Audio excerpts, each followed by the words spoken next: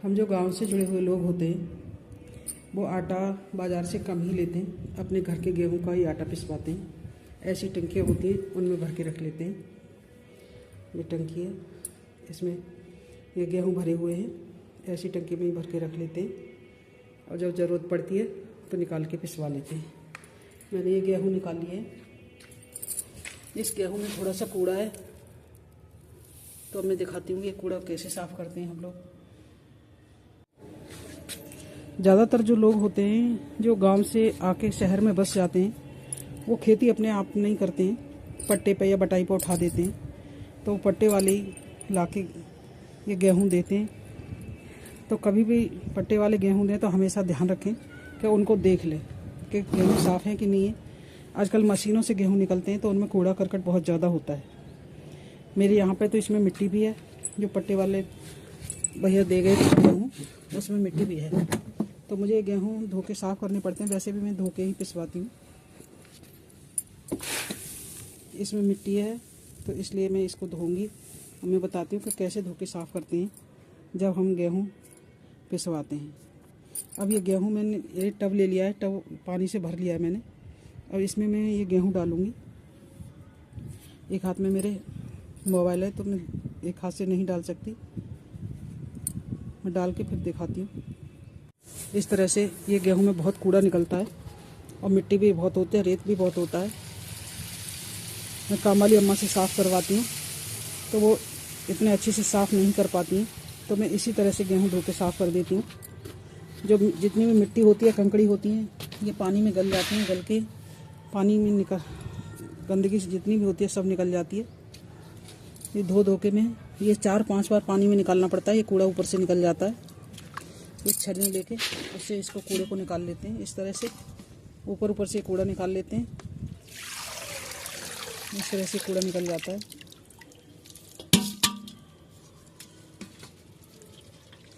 ऊपर का कूड़ा इस तरह से निकाल देते हैं। तो जितनी भी मिट्टी होती है और कंकड़ी होती है वो नीचे बैठ जाती है, मिट्टी होती है उसे ऐसे चला के निकाल के जितनी भी गंदगी होती है वो पूरी निकाल देते हैं।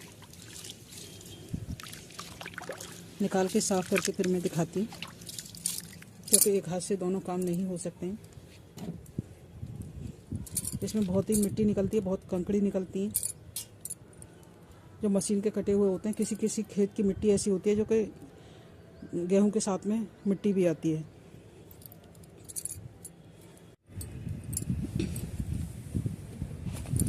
इसी तरह से चला के इसको जितनी भी गंदगी होती है वो पूरी निकल जाती है।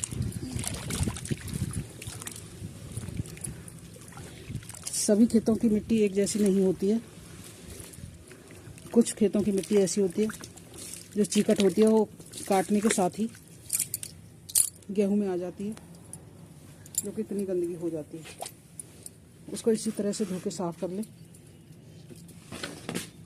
वैसे तो जल्दी से ये साफ़ नहीं होते हैं, इसी तरह से इसे साफ़ करने पड़ते हैं। जितनी भी कंकड़ी होती है वो सब निकल जाती हैं, गल जाती हैं। मिट्टी की कंकड़ी गल जाती हैं और जो पत्थर की कंकड़ी होती है उनको तो बीन के साफ़ करना पड़ता है, निकालना पड़ता है। मैं इसी तरह से अपने गेहूँ साफ़ कर रही हूँ, क्योंकि अब की बार पट्टे वाले ने इसी तरह के गेहूँ भिजवाए थे, जिसमें बहुत ही कंकड़ी मिट्टी बहुत ज़्यादा है, बहुत परेशानी होती है। तो कभी भी पट्टे वाले या बटाई वाले जो भी होते हैं उनसे ध्यान रखें कि गेहूँ साफ़ ही लें, गंदे गेहूँ न लें। जिस तरह से कि मेरे यहाँ पे आ गई है, हमेशा इस बात का ध्यान रखें, क्योंकि धोने में करने में बहुत परेशानी होती है। जो लोग खेत से और गांव से जुड़े हुए होते हैं वो और पास में रह रहे होते हैं, जो गांव उन जहाँ रह रहे होते हैं शहर में वो पास में होता है, तो अपने घर के गेहूँ ही लेके और साफ़ करके आटा बनवाते हैं। हमारे यहाँ पे भी मैं भी ऐसे ही करती हूँ। तो गेहूँ गांव से ही अम्मा भिजवाती हैं पट्टे वाले से। इसको कम से कम 5-6 बार इसे धोना पड़ेगा, जब इसकी मिट्टी निकलेगी, जब गंदगी निकलेगी इसकी।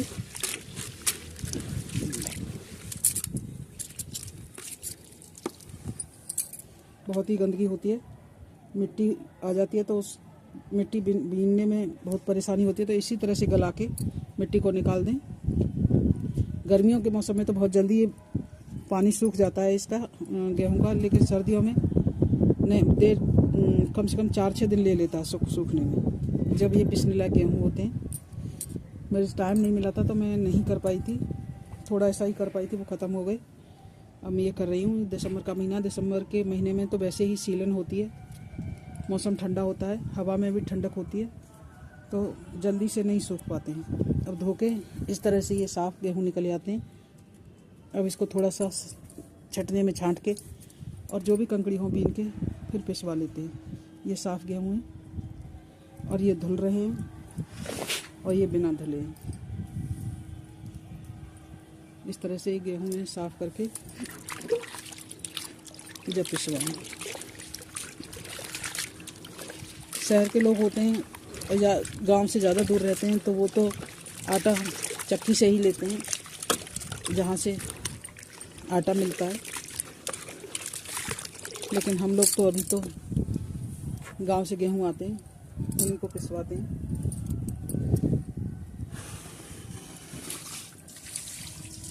अगर वीडियो थोड़ा सा भी अच्छा लगे तो लाइक करें, शेयर करें, सब्सक्राइब करें, फुल वॉच करें।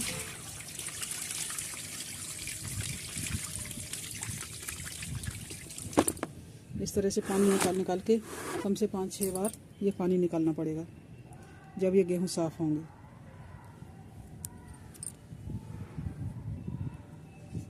ये जो गेहूँ साफ़ हो गए इनको मैं सुखाने को डाल के आती हूँ, जब तक इसमें पानी भर रहा है टब में। गेहूँ निचोड़ने के लिए इस तरह से ये कोई चुन्नी ले ले या सूती कपड़ा ले ले। मैंने ये टोकरी ली है, इसमें से पानी बहुत जल्दी से निकल जाता है, दिखाती हूँ। ये सब्जी की टोकरी है मेरी, इसको ले लिया। इसमें बड़े बड़े सुराख हैं।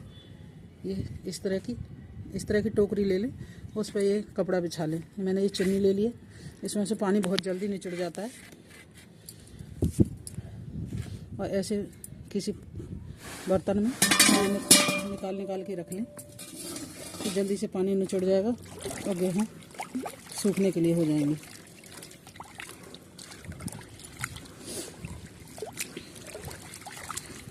इस तरह से चला चला के सारी मिट्टी निकाल दें।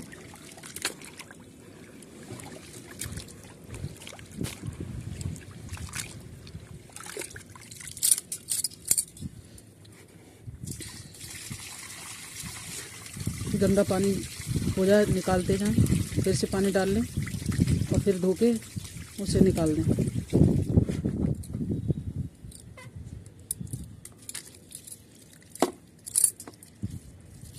इस तरह से मैं फिर से पूरा टब भर लूँगी।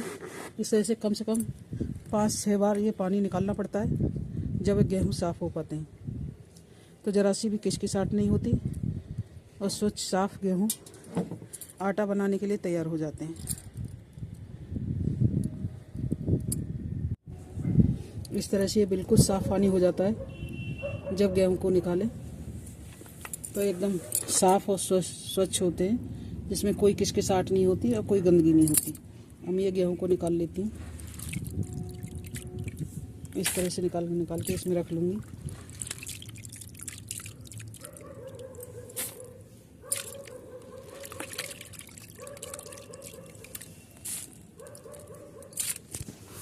पूरा निकाल के फिर दिखाती हूँ। गेहूँ धो के निकाल के थोड़ी देर के लिए निचोड़ने के लिए रखते हैं, जिससे उसका सारा का सारा पानी निकल जाए, जो ज़्यादा उसमें सीलन न रहे। उसके बाद में सुखाने को डाल दें। ये गेहूँ धुल के तैयार है। अब इनको मैं सुखा देती हूँ, धूप लगाऊंगी। हवा भी चल रही है, जल्दी सूख जाएंगे। 2-3 दिन की धूप लगा दूंगी तो ये पिसने लायक हो जाएंगे। इनको फैला देती हूँ इस तरह से।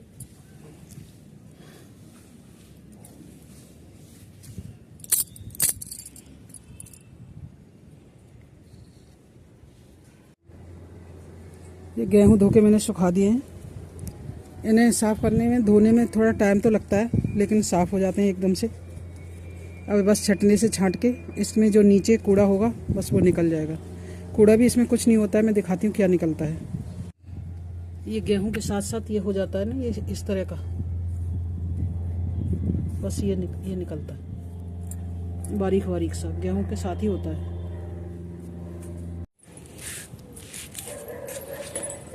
एक दिन की धूप इन गेहूं को लग गई है कल। आज और धूप लगा देती हूँ, अच्छी धूप है आज। आज हवा कम है, कल हवा बहुत तेज थी। एक दिन की धूप और लगाऊंगी। एक दिन में अगर आज भी नहीं सूखेंगे तो कल की धूप लगा के इसको साफ करवा के और आटा बनवा लूँगी।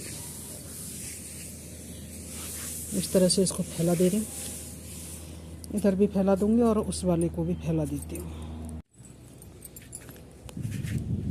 दोनों जगह के गेहूं मैंने फैला दिए, सूख जाएंगे तो फिर इन्हें इकट्ठा करके रख दूंगी। गेहूं धो के मैंने 3-4 दिन सुखाया था छत पर इनको। तो कभी भी आप इस तरह से गेहूं साफ करें तो बस एक बात का ध्यान रखें कि हम जब छत पर सुखा देते हैं तो हमें देखना भी पड़ता है बीच बीच में आके। मैंने नहीं देखा इनको। हमारे पास में ही अनाज मंडी है, वहाँ पे इस समय धान आ रहे हैं बहुत ज़्यादा। गेहूं वेहूं नहीं आ रहे, धान आ रहे हैं। कबूतर धान को कम खाते होंगे या खाने में थोड़ी परेशानी होती होगी। मैंने 4 दिन सुखाए, 4 दिन में 30 किलो गेहूं में, और ये गेहूं रह गए। बस सारे कबूतर खा गए आके और खा के अपना भोजन बना के चले गए। हो सकता है वो उनकी ही किस्मत के हों तो इसलिए वो खा गए। वैसे अनाज डालो छत पर तो नहीं आते हैं। और जब गेहूं सुखाए थे तो कबूतरों से छत भरी रही थी, नीचे आवाज़ नहीं पहुंची थी तो मैंने ध्यान भी नहीं दिया था। और जब ध्यान दिया, जब तक कबूतर खा चुके थे। जितने मैंने धोए थे, सुखाए थे, इतनी मेहनत करी थी, उसमें से ये बचे। वो भी बारीक नहने वाले बच गए और मोटे मोटे खा गए। ये नहने नहने गेहूँ बच गए बस, और मोटे मोटे सभी खा लिए। उनकी किस्मत के होंगे। यहीं पे मैं अपने वीडियो को विराम देती हूँ। वीडियो थोड़ा सा भी अच्छा लगा हो तो प्लीज़ लाइक करें, सब्सक्राइब करें।